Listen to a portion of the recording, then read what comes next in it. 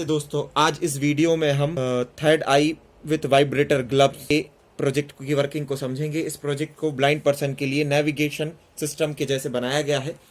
आप देख सकते हैं कि इसमें हमने आर्डिनो, एक ultrasonic sensor, buzzer, DC socket, switch, vibrator, 9 volt battery और डीसी पिन को यूज़ किया है। सबसे पहले हम इसको ऑन करने के लिए इस सॉकेट में डीसी पिन लगाएंगे और बैटरी को इस तरीके से इसमें फिट कर देंगे। जैसे ही हम बैटरी को लगाएंगे तो ये ग्रीन एलईडी ऑन होने लगेगी और नैनो की भी रेड एलईडी ऑन हो जाएगी। और अगर इस सेंसर के सामने कोई ऑब्जेक्ट आएगा तो बजर बीप करने लगेगा, साथ साथ वाइब्रेटर भी वाइब्रेट करने लगेगा, जिससे ब्लाइंड पर्सन को पता चल जाएगा कि सामने कोई ऑब्जेक्ट है।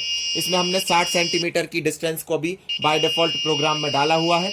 हम चाहें तो इसको प्रोग्राम से चेंज भी कर सकते हैं।